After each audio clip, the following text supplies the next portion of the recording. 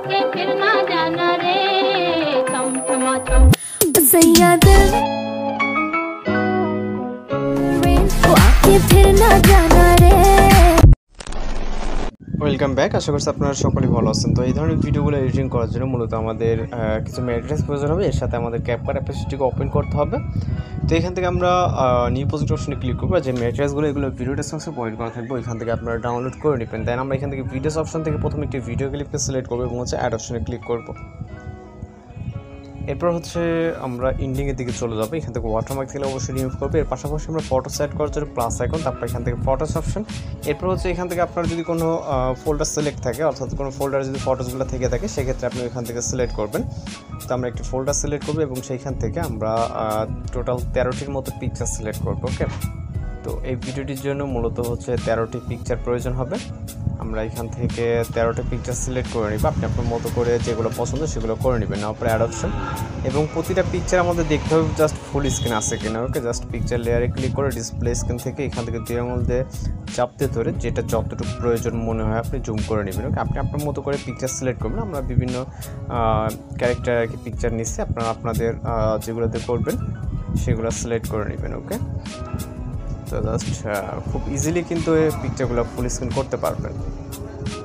ওকে, এবং last picture, এবং আমরা চলে যাবো স্টার্টিং পয়েন্টে। এখান থেকে মিউজিক অ্যাড করার জন্য অ্যাডোডে, তারপর এক্সট্রাক্টরে মিউজিকটিকে সিলেক্ট করে ইম্পোর্ট সাউন্ডেতে ক্লিক করব।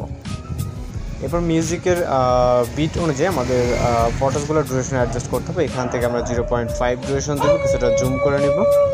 এখান থেকে আমরা প্রতিটা পিকচারের ডিউরেশন, অর্থাৎ প্রথম থেকে শুরু করে।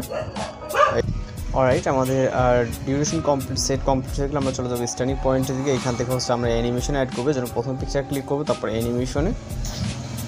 এখান থেকে আমরা চলে যাবো হচ্ছে কম্বোতে, এবং প্রথম পিকচারের জন্য পেন্ডুলাম 1, দ্বিতীয় পিকচারের জন্য এখান থেকে আমরা রাইট সাইডে গেলে পেন্ডুলাম 2, 3 নম্বর পিকচারের জন্য ওয়েভ অ্যানিমেশনটাকে সিলেক্ট করবো। ওকে, তারপরটার জন্য আবারও পেন্ডুলাম 1, তারপরটার জন্য পেন্ডুলাম 2, এবং তারপরটার জন্য আবার এখান থেকে ওয়েভ, অর্থাৎ একটা পেন্ডুলাম 1 একটা পেন্ডুলাম 2, এরপরটার জন্য হচ্ছে ওয়েভ অ্যানিমেশনটা। ওকে, এইভাবে অল্টারনেট করে আমরা সিলেক্ট করে নিব।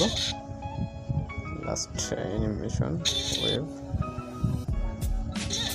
ওকে, তো এগুলো খুব ইজিলি আপনারা কিন্তু কাজগুলো করে নিতে পারবেন। Last picture. ওকে, লাস্ট পিকচারটা হচ্ছে পেন্ডুলাম 1 হচ্ছে, এবং আমরা ইন্ডিংয়ে যে ওয়াটারমার্কটা আছে এটাকে অবশ্যই রিমুভ করে নিব। দেন আমরা হচ্ছে এখন একটা ইফেক্ট অ্যাড করবো। ওকে, এর জন্য আমরা এখান থেকে ফটো স্টার্ট পজিশন, দেন হচ্ছে এখান থেকে আমরা ইফেক্ট অপশনে যাব। এরপর হচ্ছে এখান থেকে ভিডিও ইফেক্টে, এরপর এখান থেকে হচ্ছে আমরা চলে যাবো রাইট সাইডে লেন্স ক্যাটাগরিতে।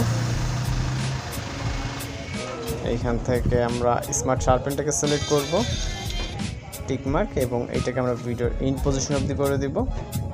দেন আবারও চলে যাবো সেম পজিশনে। দ্বিতীয় ইফেক্ট অ্যাড করার জন্য আবার ভিডিও ইফেক্ট, এবং এখান থেকে নাইট ক্ল্যাপ ক্যাটাগরি। এখান থেকে আমরা স্টপ নামে একটি ইফেক্ট দেখতে পারবো। এখানে বিভিন্ন ইফেক্ট আপনারা পেয়ে যাবেন।